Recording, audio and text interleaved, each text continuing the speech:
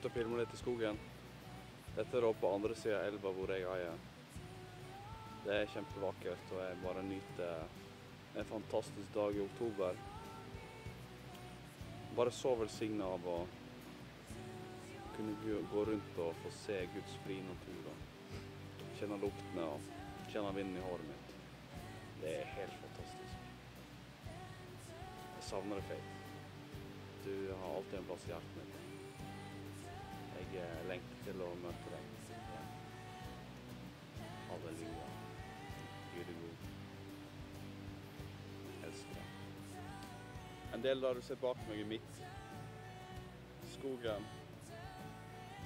Her gikk jeg når jeg vokste opp med bestefaren min. Her jobbet vi og tok ut ved til vinteren. Her er masse gode minner fra.